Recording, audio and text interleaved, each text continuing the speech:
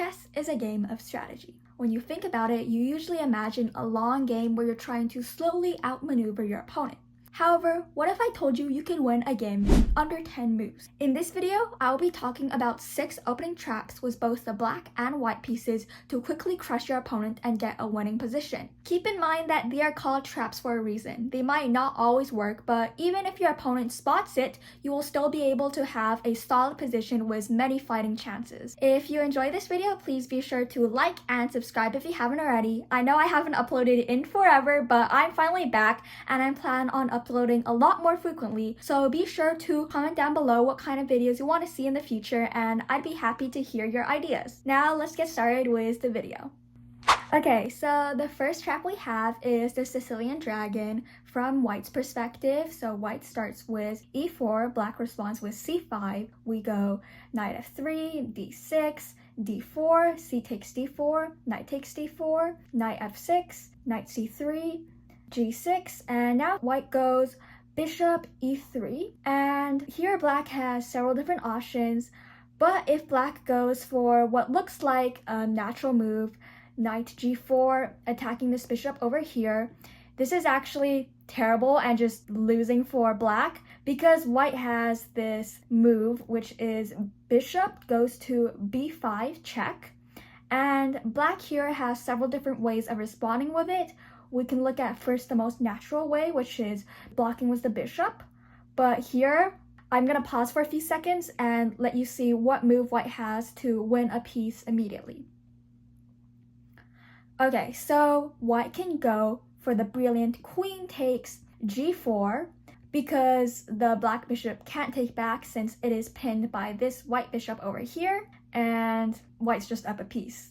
Like, if black takes the bishop, you can take back with either knight and you're winning. You're probably gonna win this game and that's it. Now if black goes something like knight c6, it's pretty hopeless because white can just take the knight. If black takes back, white can take with the pawn with check, forking the king and the rook, and you're winning again.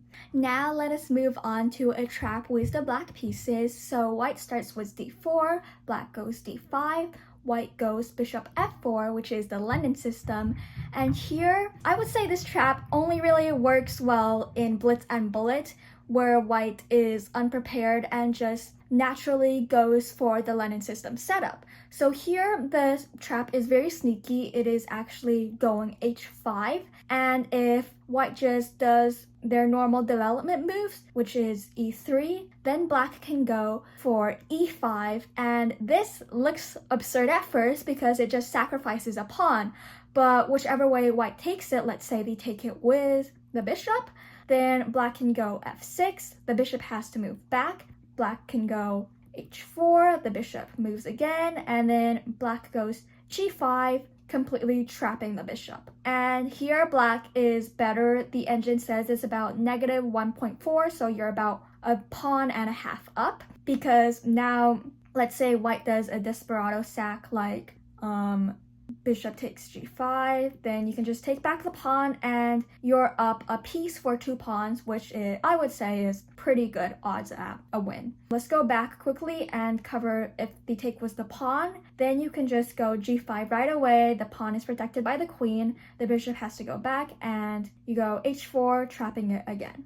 Moving on, we have an Italian game from the white side. So white starts with e4, black goes e5, then we go knight f3, knight c6, bishop c4, bishop c5, c3, knight f6. Now white goes for d4, and black has some options here, but we're going to look at the line where black retreats his bishop and goes to bishop b6, and here white can take the pawn in the center, d takes e5, and if black tries to recapture the center pawn, knight takes e4, then white can play the amazing move queen d5, and this is a double attack. First of all, it just attacks this knight over here in the center, and also it threatens checkmate, so you can't even move the knight or else you're gonna get checkmated. Oops, wrong arrow, but you get the point. So here, let's say black is still fighting and black tries to go for bishop f2 check and says, I checked you, what are you gonna do now? Well, it can go to all three of these squares, but the best square is just to go up to king e2, and there aren't really any checks here. If you go here, I'll just take back whichever way, and I'm still threatening checkmate, and I will be threatening the bishop at the same time. So here, black can just go like queen e7, for instance. White takes the nut, and white is winning. The following trap is from A Queen's Gambit Declined with Black. And by the way, I tried to pick out common openings so you can realistically encounter games like these whenever you play. So white goes d4, black responds with d5, c4, e6, knight c3, knight f6, and here white goes bishop g5. Black has multiple different options that you can choose from, but what I recommend and what sets a tricky trap is to go knight b to d7. And here it looks like white can just take a free pawn, right? So white takes d5, black takes back, and white takes the pawn with knight. And you can't take the knight because it's pinned to the queen, and the bishop would take the queen. But what if I say you can just take it anyway? And if white takes the queen, then black goes for bishop b4 check. The only way to stop checkmate is to block with the queen.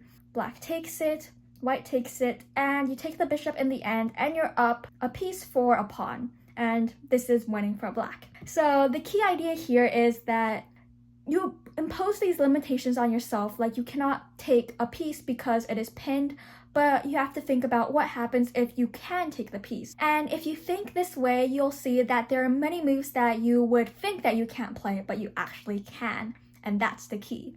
Now, this next opening is something I face a lot as black, and I never really know what to respond to it. So first I will tell you what not to do, and then I will say what the best responses are for a dynamic game. White starts with e4, black goes e5, white goes d4, asking black to take the center pawn, and if black obliges, white goes c3, and they are sacrificing another pawn for the sake of development. And here, if I were black, I would just take it, why not? And then here, white goes bishop c4, sacrificing a third pawn. This is the Danish gambit, and it is very deadly, but if you are well prepared, then you can successfully counteract it. So if black takes this third pawn, then white will finally take back with the bishop. And there are multiple different moves here. These two are moves that we will look at. First, we will look at the trap move. So if black goes queen g5 and say, I'm attacking this pawn on g2 over here, well, they can just go knight f3, and if black takes it, white goes rook g1. The only score is h3, and then white can go take the pawn on f7, and if you take it, then there's a fork and you win the queen. So that's not something you want to do, and if you don't take the pawn, then white is just completely winning because literally all of the pieces are on the back rank except for the queen, and the queen is going to be attacked a million different ways soon. So white can just go something like knight c3 and then attack the queen as the rook.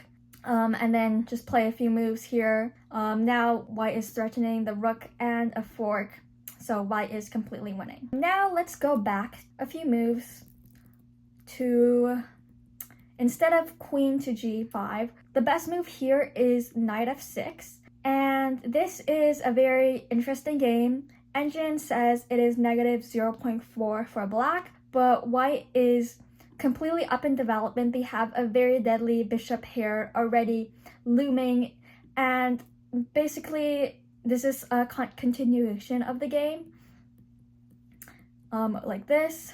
Even though the engine gives black a small edge, white has a lot of different fighting chances. They'll soon bring out their rooks and their knights, and it will be a very uneven game. Our final trap is a Ruy Lopez from black, where white goes e4, e5, knight c3, knight c6, bishop b5, a6, bishop takes, pawn d takes, and white castles.